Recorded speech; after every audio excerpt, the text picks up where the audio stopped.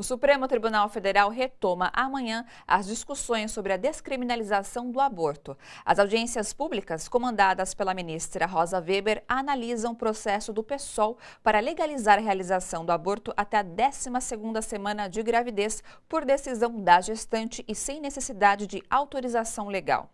O aborto inseguro é um dos graves problemas para a saúde pública no Brasil e leva centenas de mulheres à morte. A reportagem é de Michele Gomes.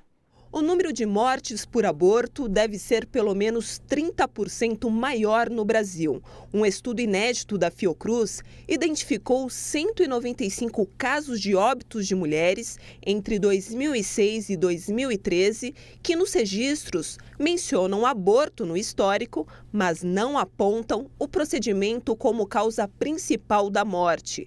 Este ginecologista explica que há mortes decorrentes da interrupção da gravidez meses após o procedimento, principalmente nos casos de aborto clandestino. Há uma grande subnotificação de casos no apontamento das mortes maternas, particularmente das mortes maternas por aborto. Por se tratar de um procedimento clandestino, por se tratar de um procedimento que, do ponto de vista social, é moralmente inadequado, e porque muitas vezes essas moças, essas mulheres, internam no hospital com um quadro de complicações, faz um tratamento com um ginecologista obstetra, uma esterectomia, mas a infecção é grave, há uma sepsemia, ela é interna numa UTI. Nessa UTI ela passa várias semanas e meses com pneumonia e de repente ela evolui para uma insuficiência renal e vai morrer da insuficiência renal 4 meses depois.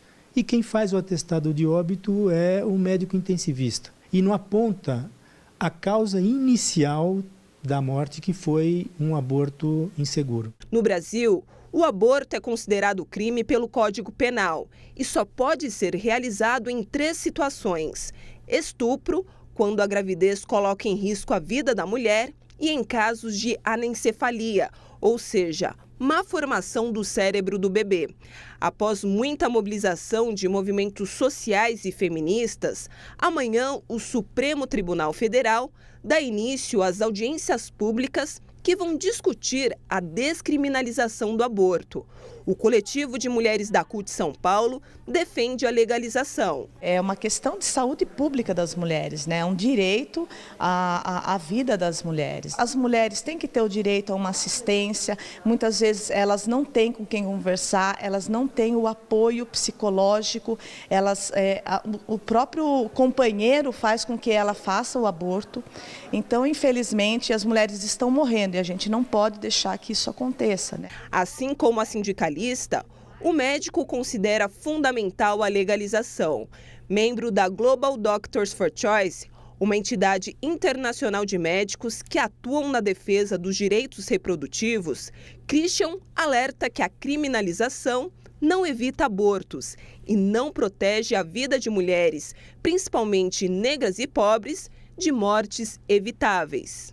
Os dados do Instituto de Medicina Social da Universidade Estadual do Rio de Janeiro mostram isso de maneira dramática, né? Só pela cor da pele, as moças negras brasileiras têm 3 vezes mais risco de morrer por aborto do que as moças de pele branca. Eu me sinto envergonhado como cidadão brasileiro de ver essa situação. As senhoras da periferia que têm menos de 4 anos de estudo morrem 4 vezes e meia mais do que aquelas que têm mais 8 anos de estudo. Então quem morre não é quem mora nos jardins, quem mora as universitárias, as mulheres, né, que têm um poder econômico. São aquelas que não podem se defender.